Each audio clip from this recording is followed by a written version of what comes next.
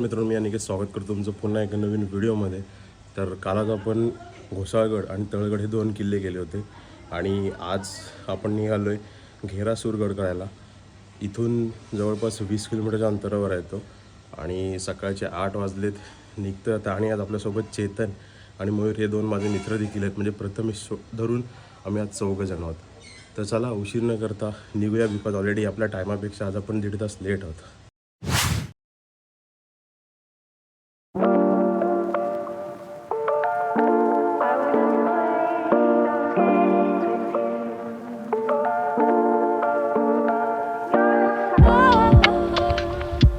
हा आहे आपला कोलाड नाका, आंबेवाडी नाका. आणि इकडून आपल्याला जायचं आहे लेफ्ट साईडला, म्हणजे मुंबईच्या दिशेने.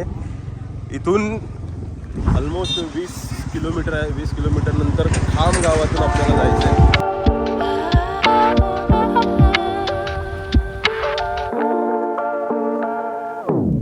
खाम गावातून एक टर्न घेतला आम्ही. गुगल मॅपवर अजून पुढे दाखवत होतं, मग इथून एक शॉर्टकट आहे. खाम गावातून आतमध्ये शिरलो आहे आणि वैजनाथ गावाच्या इथे गाड्या लावून मग तिथून ट्रेक चालू करायचं.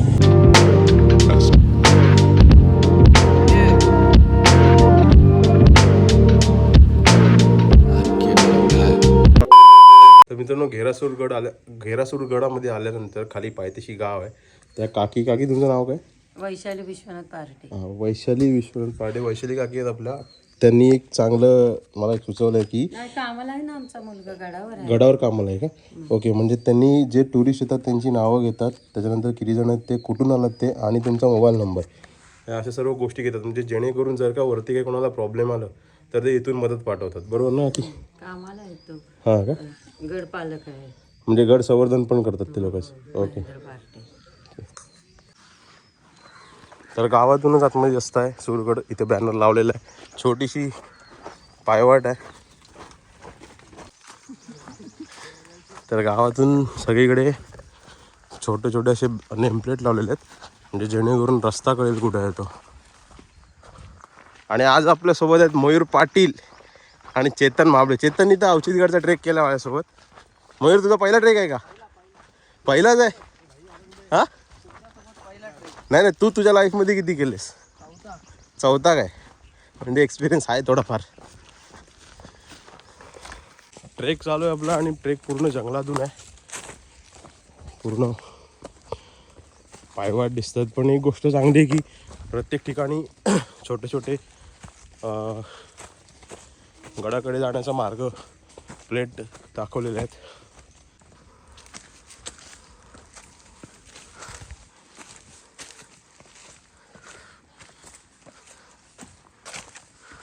तर मित्रांनो, 20 ते 25 मिनिटाचा ट्रेक करून आपण आलो आहे आता.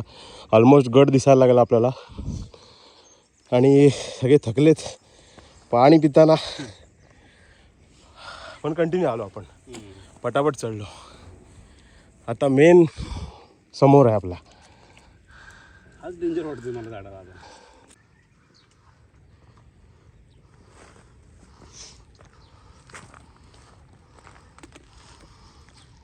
कॅमेऱ्यात न मावणारा घेरासूरगड इथून चालू आहे, त्या टोकाला शेवट आहे.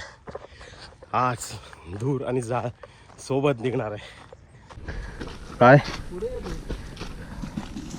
तू लीड कर रे. किल्ले सुरगड. आता ऑलमोस्ट ट्रेक कंप्लीट होत आला आपला. आणि इथे एक मॅप आहे छोटासा, गड कुठून कसा आहे, काय काय पॉईंट्स आहेत वरती फिरायला ते. आणि इथे सुरगडला जाण्यासाठी इकडून वरती मार्ग आहे आणि हंसाई माता मंदिरकडे लेफ्टला. मंदिराकडे जाऊन येऊ ना, मग जाऊ वरती. तर पहिले मंदिराकडे जाऊन येऊ आणि मग गड चढायला सुरुवात करणार आहोत. हां, मारुतीचं मंदिर आहे, म्हणजे मूर्ती आहे.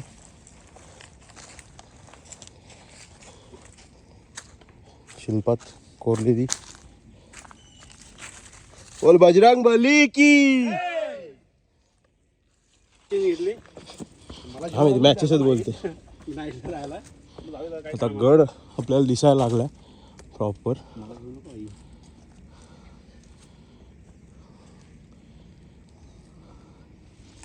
मयूर पाटील फुल फॉर्म मध्ये आमचा.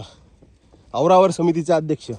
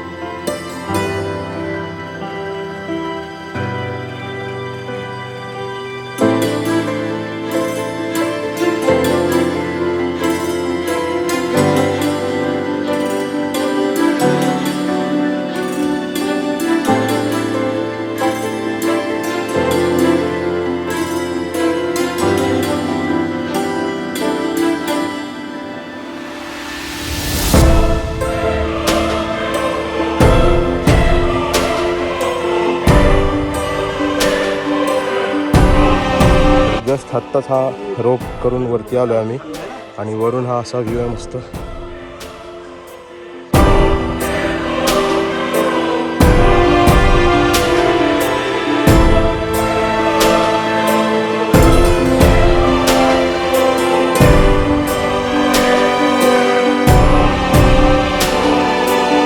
तरी ते प्रॉपर आता पायऱ्या लागल्यात बहुतेक ते दरवाजा असेल पहिला. तर वरती आल्यावर परत एकदा मॅप बघायला भेटतो आपल्याला आणि ही पूर्ण माहिती आहे गडाविषयी. त्याच्यानंतर गड त्यालाच लागून एक मारुतीची मूर्ती आहे. परत मारुतीच्या शिल्पाच्या बाजूने आल्यावर इथे आपल्याला हनुमान टाक बघायला भेटते. म्हणजे पाणी टाकी आहे, खोल नाही रे. कोणास इच्छा आहे का आंघोळी करायची तर हनुमान टाक्याच्या इथनं वरती आल्यानंतर अवशेष बघायला भेटतात. बहुतेक इथे वाडा किंवा पहारे करण्यासाठी जागा असावी. आणि इथून खाली चाललो आहे आता बुरुजाकडे. त्यात एक आकर्षण एक वेधून घेतं म्हणजे हा दृश्य. ही समोर कुंडलिका नदी आहे आपली आणि हा पहिला बुरुज. जास्त पुढे नको जायला, यांचा अंदाज नसतो.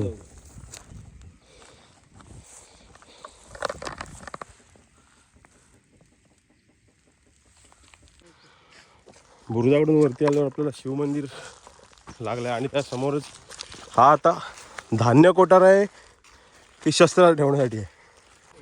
शंकराची मूर्ती पिंड आहे.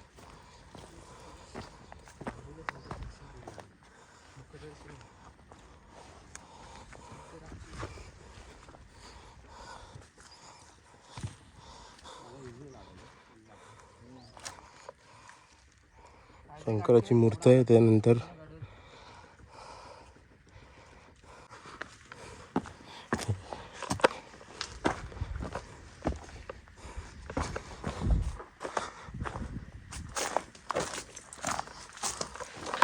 तर हा आहे मित्रांनो दारू कोठार.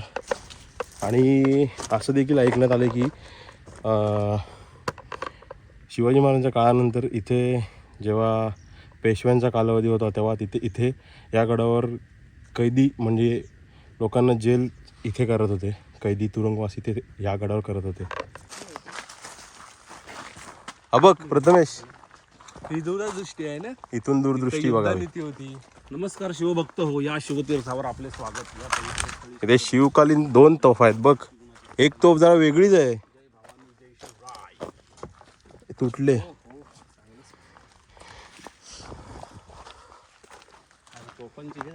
आणि हा राजवाडा आहे राजसदर. पण ही तोफ बघ ना, वेगळी युनिक आहे जरा. हिला पुढं बघ कसं आहे. तर तोफांच्या बाजूलाच राजसदर आहे हॉल. पण आता याचे अवशेषच नाही राहिलेत काय, म्हणजे फक्त भिंती दिसतात आपल्याला, बाकी काहीच नाही. हा आपल्या घराला जसा उंबरठा असतो असा उंबरठा टाईप आहे.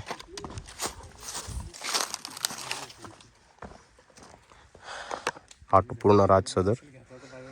जस्ट तो बघून आम्ही वरती आलो राजसदर, आणि इथे पण सेम आहे अवशेष. जुन्या काळातली घरं असणार इथे, पण इथे पण सगळे आता तुटलेलं आहे. आणि आणखीन एक बुरुज दिसला इथे.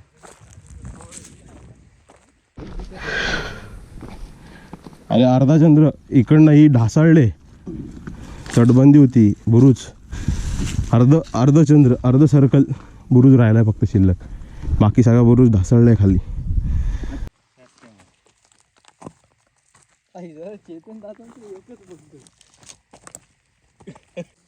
गडावरील आणखीन एक आकर्षक हे मोडीक लिपीत लिहिलेलं आहे, आणि आय थिंक ही वरती उर्दू आहे, पण ही मोडीक लिपी आहे आपली मराठी.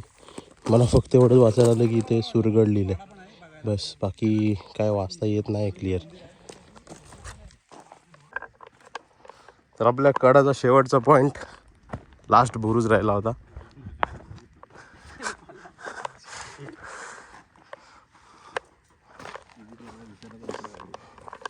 आई शपथ.